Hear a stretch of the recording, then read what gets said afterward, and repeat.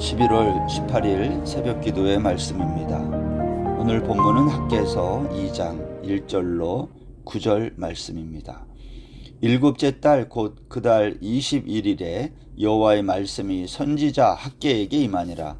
이르시되 너는 스알디엘의 아들 유다 총독 수룹바벨과 여호사닥의 아들 대제사장 여호수아와 남은 백성에게 말하여 이르라.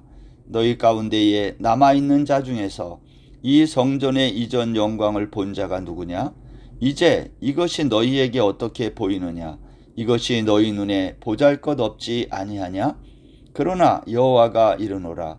수룹바벨아 스스로 굳세게 할지어다.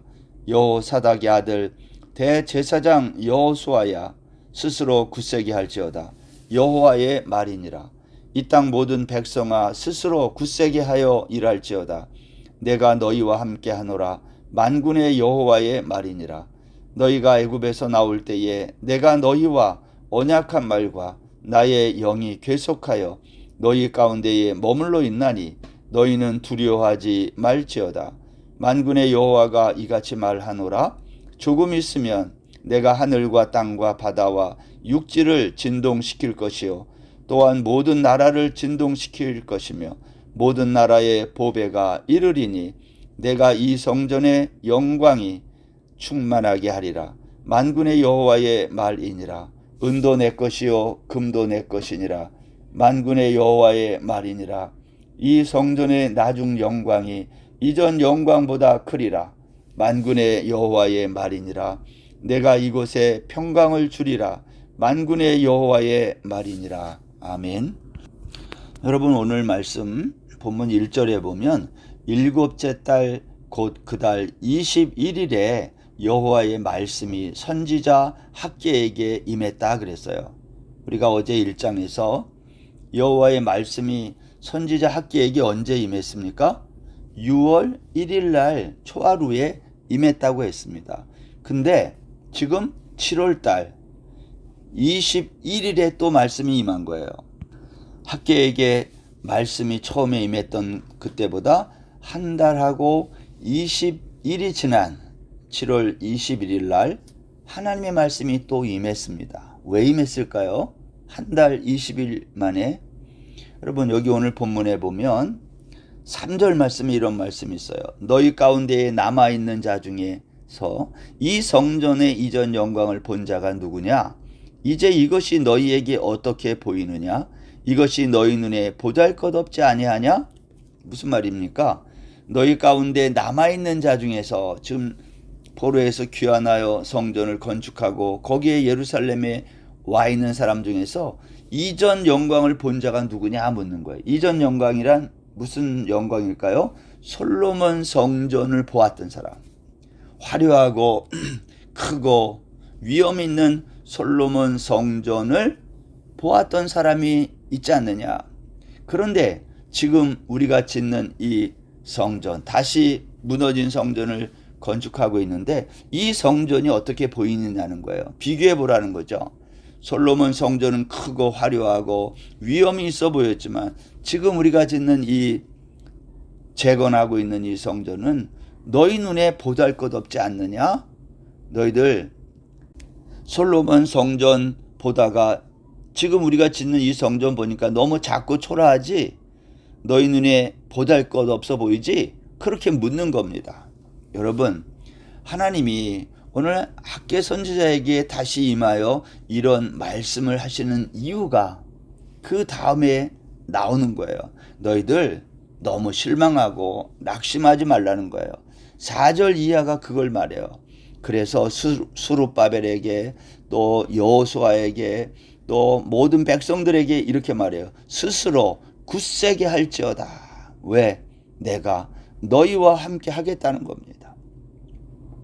사람은요, 눈에 보이는 것 보고 모든 것들을 판단하고 결정할 때가 많아요.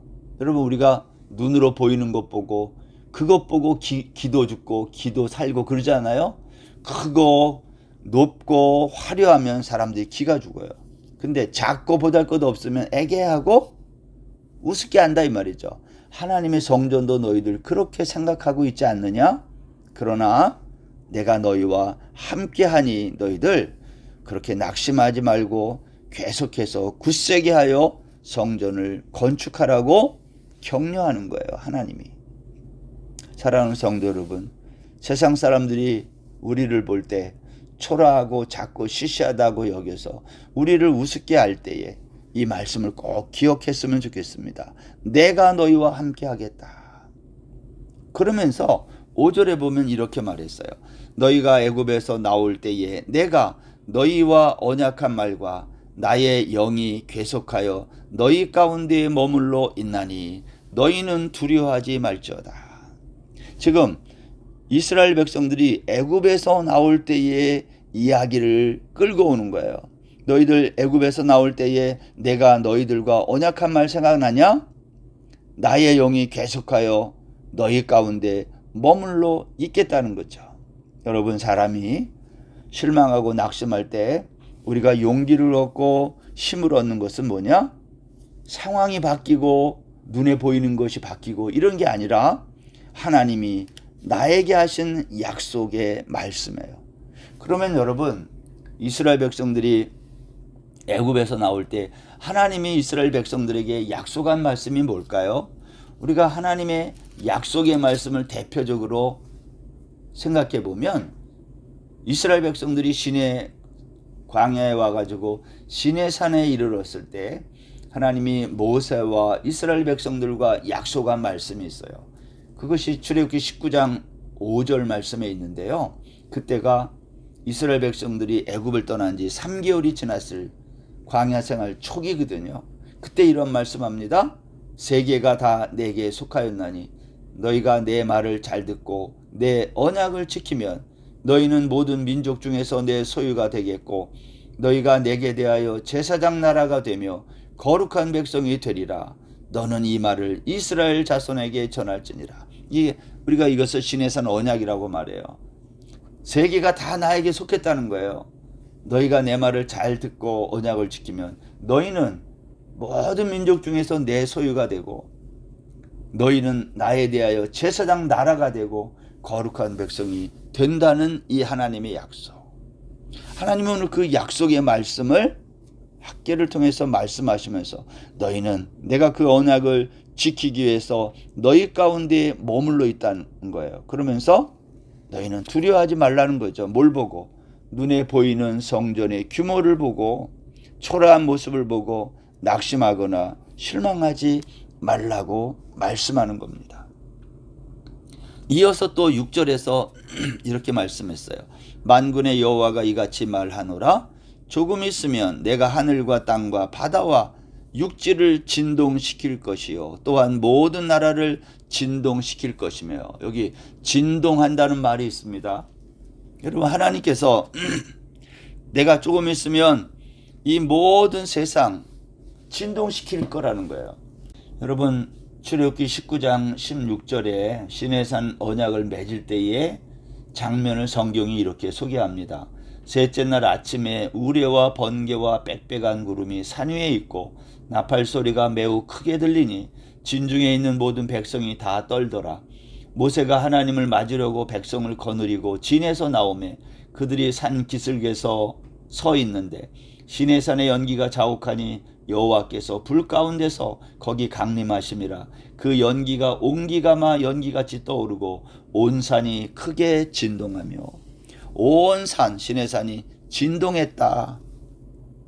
여러분, 하늘과 땅과 바다와 육지가 진동하듯이 자연이 진동하는 것은요, 하나님의 임재를 우리에게 떠올리는 거예요. 하나님은 이 세상의 모든 자연도 진동시킬 뿐만 아니라 모든 나라도 진동시키는 일이 이제 있을 거라는 거예요. 그때가 언제라고요? 여기 그렇게 얘기합니다. 모든 나라의 보배가 이르리니, 모든 나라의 보배가 이르겠다는 거예요. 내가 이 성전에 영광이 충만하게 하리라. 만군의 여호와의 말이니라. 모든 나라의 보배가 이른다는 거예요. 모든 나라의 보배가 뭐예요? 이것은 오실 예수 그리스도 메시아를 우리에게 말하고 있는 거예요. 메시아가 오면 이 모든 세상이 진동한다는 거예요. 떤다는 거예요. 그분의 영광 앞에. 그러면서 만군의 여호와의 말이니라 이렇게 말해요. 여러분 학개서에 보면요, 만군의 여호와라는 말이 많이 나옵니다. 만군의 여호와라는 말에서 느끼는 것은 하나님은 군대의 지휘관이라는 거예요. 군대는요, 절대 복종이 있어야 하는 조직이에요. 너희들 지금 내 말에, 내 명령에 절대 복종해야 된다는 거예요.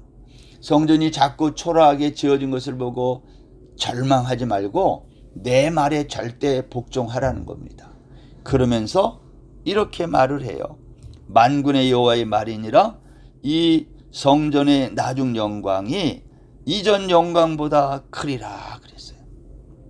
여기에 보면 이 성전의 나중 영광이, 이 성전을 재건하는 지금 이 성전, 이걸 보통 우리가 스룹바벨 성전이라고 하는데, 이 스룹바벨 성전의 나중 영광, 여러분 이 성전의 나중 영광이란 무슨 영광일까요? 또 여기 이전 영광보다 크리라 그랬어요. 여기에 이 성전의 나중 영광이란 예수 그리스도의 영광을 말해요. 왜냐하면 예수님이 성전이거든요. 이 스룹바벨 성전보다 뒤에 오실 예수님의 영광은 이전 영광보다 크다. 이전 영광은 어느 영광이에요? 솔로몬 성전의 영광보다 크다는 거죠. 그러니까 솔로몬 성전, 스룹바벨 성전, 이 모든 영광보다 큰 하나님의 영광이 나타나는 성전이 온다는 거예요. 그건 누구예요? 예수님이 오신다는 거예요.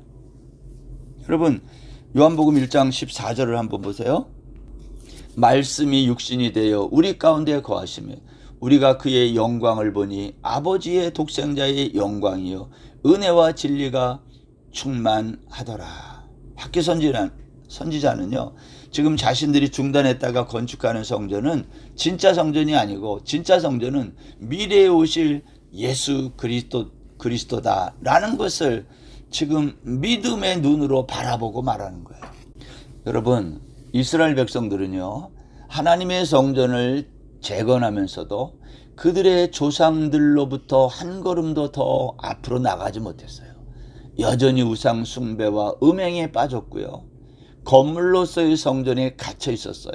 그래서 작고 초라한 이 성전을 바라보며 실망한 거예요. 경제적인 어려움이 있었어요. 먹을 게 없었어요. 환경의 문제로 기근과 병해충이 있어서 농사가 잘 안 되었습니다.